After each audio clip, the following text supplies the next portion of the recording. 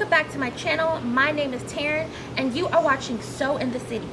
So today I want to do a quick video giving you an updated garden tour of my garden, of course.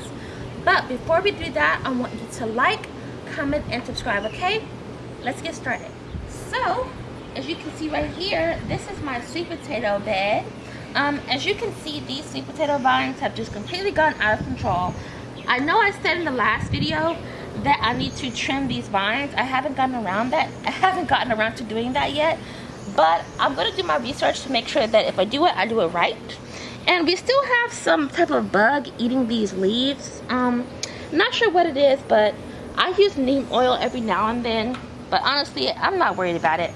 I don't want to keep using so much pesticides this late in the season. But these should be ready in about a month.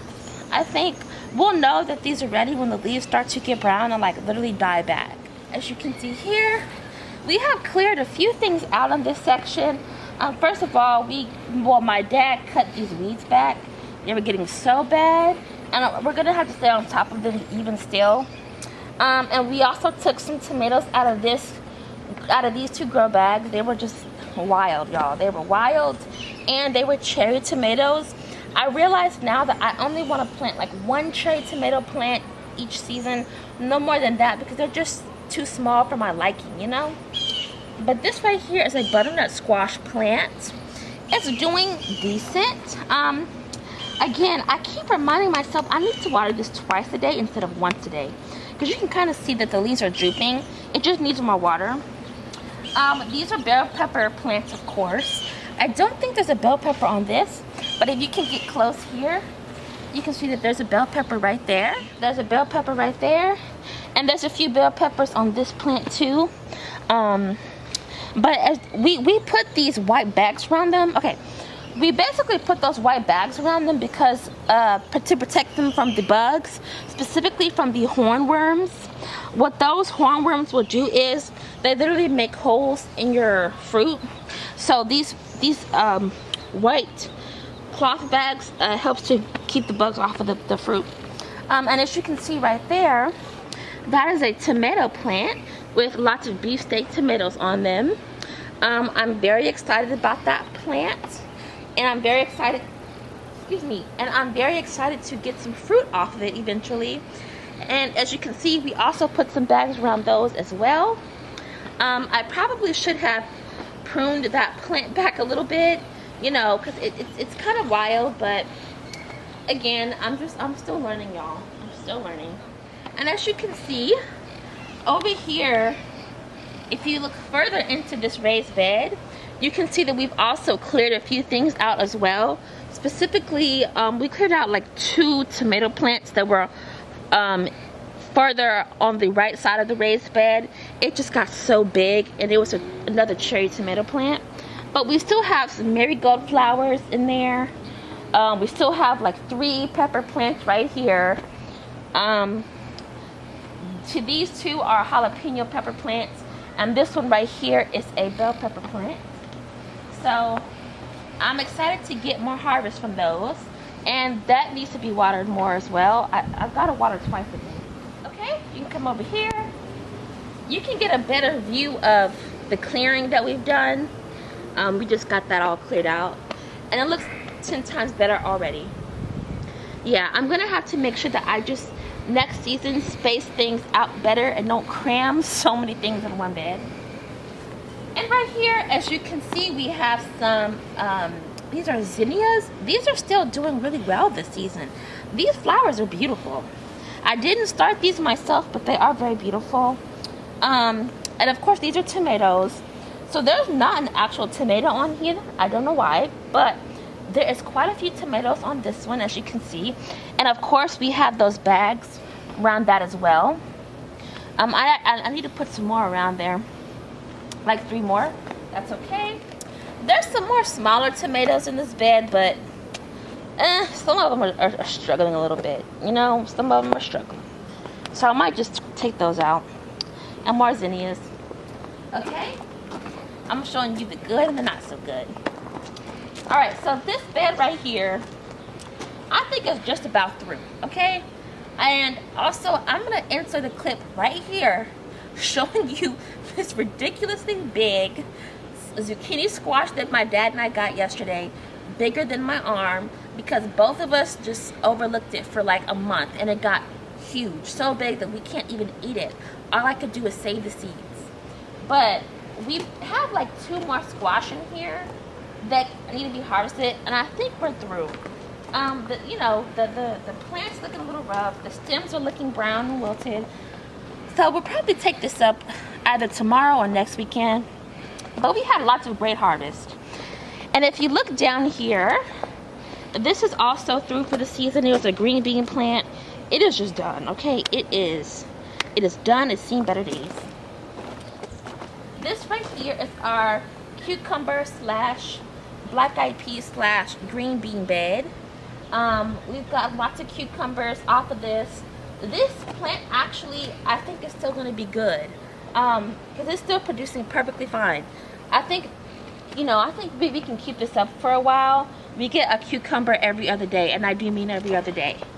We have like 10 cucumber seeds. Look, that one's ready right there. These cucumbers are doing very well, and I'm very pleased with them. But as you can walk around here, you'll see we also have some black eyed peas right there that are continuing to produce for us. This is what the black eyed peas look like. I'll know that it's ready when it turns brown and hard. But these are also some more pea plants. Some of these are green beans, some of these are purple whole peas, and one of them is a black eyed pea plant. That's how they look when they're ready. See? Brown. Like that. Okay? Come over here. This is our melon section. I don't know if we can get this. I might have to insert a clip. I'll just insert a clip because it's kind of hard to show it right now. But there's a really big honeydew melon behind this trellis on the ground. My dad and I, again, did not see it until yesterday, and it's this big. Ridiculous. I know. You gotta do better. But coming over here, you can see that these honeydew melon vines are insane. They're going up the trellis like they should. I've got to spray that ugly beetle. That is not a good beetle. That's a bad beetle. I digress. That's a very bad beetle. It's not a ladybug. It's a beetle. Okay, very bad. Anyway, so the vines are vining, doing what they're supposed to do, as you can see right here. But that's an actual watermelon. Okay, that's a watermelon right there, which I'm really excited about. There's also another watermelon somewhere up there. It is right there. Really excited about that. Love that. And that's all we have for right now. But yeah, this section is doing pretty good. Okay, now we're looking at our peach tree. So if I'm being honest, this peach tree did okay. It literally gave us one peach, delicious peach, the sweetest peach I've ever had in my life, but it was one. And it's pretty much done for the season. Honestly, it had a rough winter this past winter. I'm talking like it got down to 16 degrees, and it stayed outside, so I'm sure that maybe has something to do with it. We're keeping this tree regardless. It still looks healthy. Okay, but this tree here, this is a peach tree of a different variety. I'm sorry. I think it's the Alberta. Yeah, this is an Alberta peach tree variety. As you can see, these peaches are almost ready, I feel like.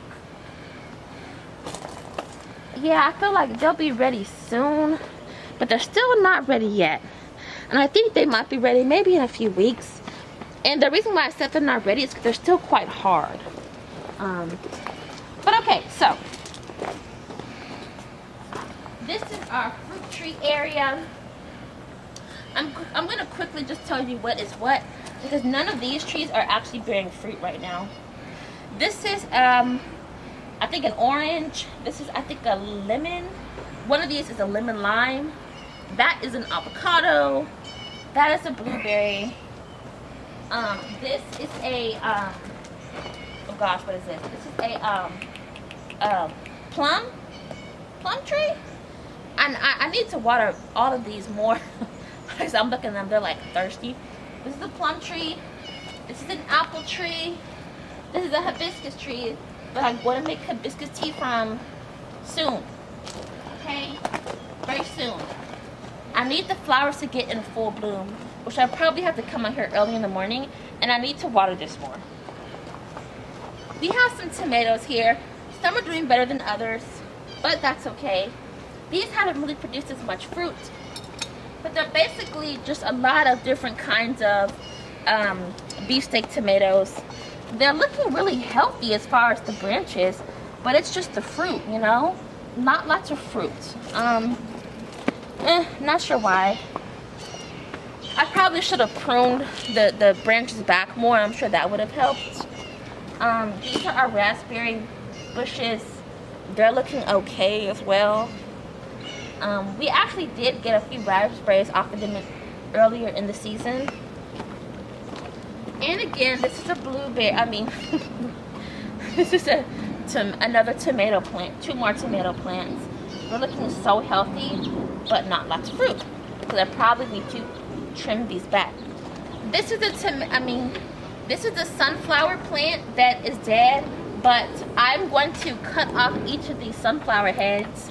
I'm going to try to actually save the seeds and get sunflower seeds from them. This is more tomato plants. Most of these are actually Roma tomatoes and or cherry tomatoes. As you can see here, these are cherry tomatoes. You can see the actual cherry tomato right there. And yeah, these are just more beefsteak tomatoes.